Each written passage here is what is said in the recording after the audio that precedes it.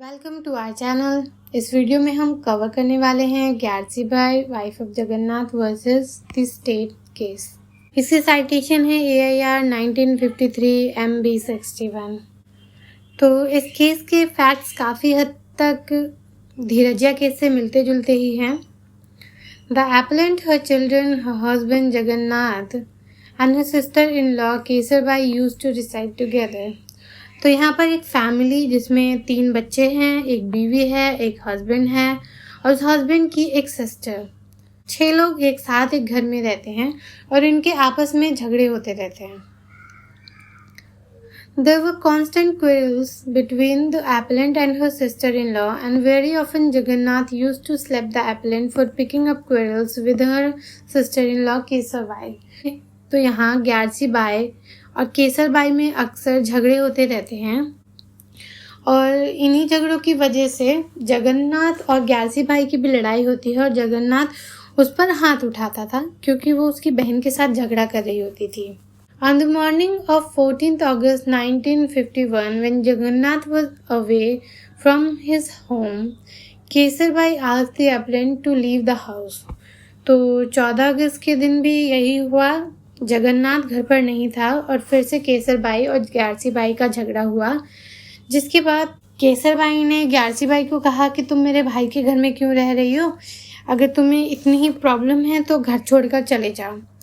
तो इस तरीके से झगड़ा बढ़ता चला गया। The appellant left the house taking her 3 children age 5 years, 7 years, 1.5 years and saying that on account of her sister-in-law she would jump into a well.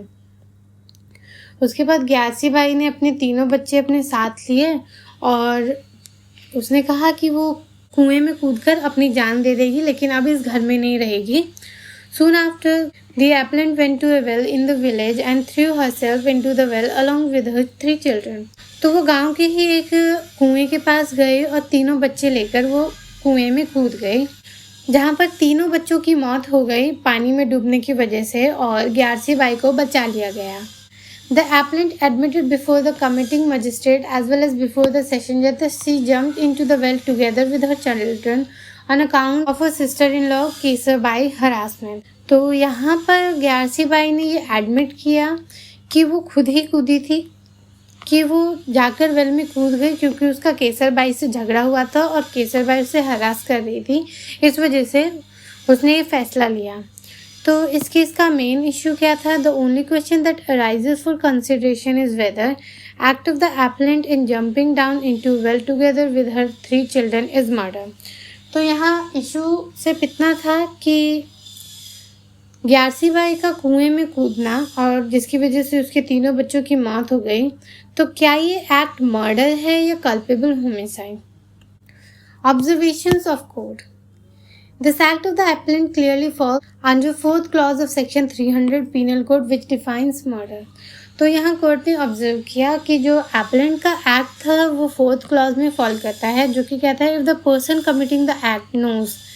तो यहाँ पर ग्यारसी बाई को नॉलेज थी that it is so imminently dangerous, कि ये act eminently dangerous है। पानी में कूदकर जान देना एक इमिनेंटली डेंजरस एक्ट है। That it must in all probability cause death or such bodily injury as is likely to cause death and commit such act without any excuse। तो यहाँ पे बिना किसी एक्सक्यूज के ग्यारसी बाई कुएं में जाकर कूद गई। The question therefore is whether when the appellant jumped into the well together with her 3 children, she had the knowledge that her act was so imminently dangerous as to cause in all probability the death of her children। तो court ने कहा कि question ये बनता है कि क्या Gyarsi by को ये पता था कि पानी में कूदना इमिनेंटली डेंजरस एक्ट है जिसकी वजह से जान जा सकती थी और उसे इस बात की नॉलेज थी। And further whether she had such knowledge her act in jumping into a well with her 3 children was without any excuse for incurring the risk of causing death or such bodily injury as is mentioned in clause 4 of section 300। और क्या उसे ये पता था कि वो without any excuse ये act कर रही है? क्योंकि उस टाइम पे कोई एक्सक्यूज़ नहीं था, वो अपनी मर्ज़ी से जाकर के कुएँ में कूद गए। तो यहाँ केसरबाई उस पर अटैक नहीं कर रही थी और ना ही उसने केसरबाई से बचने के लिए ऐसा किया। वो लड़ाई में गई और उसने अपनी ईगो सैटिस्फाई करने के लिए ऐसा किया।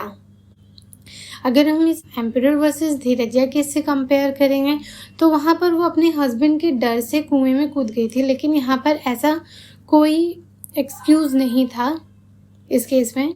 She left the house on the day of occurrence, saying that she would jump into a well with her children. It cannot be said that she was in such an abnormal state of mind that could not have any knowledge of that nature of her act.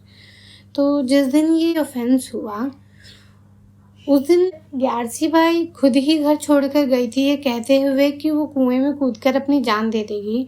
तो ऐसा नहीं कह सकते कि उस time पे वो उसका स्टेट ऑफ माइंड अबनॉर्मल था और वो नहीं समझ पा रही थी कि वो क्या कर रही है।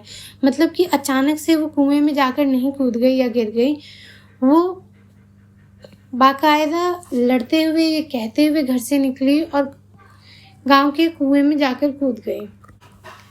Here there is no material whatsoever to come to the conclusion that the appellant could not have escaped the harassment at the hands of her sister-in-law except by jumping herself into a well with her 3 children. तो यहाँ ऐसा नहीं कहा जा सकता है कि उसकी सिस्टर इन लॉ केसरबाई के हरासमेंट से बचने के लिए कूदने के अलावा और कोई चारा नहीं बचा था ग्यारसी बाई के पास, ऐसा नहीं कहा जा सकता। I am therefore inclined to think that the appellant's act is clearly murder under clause 4 of section 300 Indian Penal Code.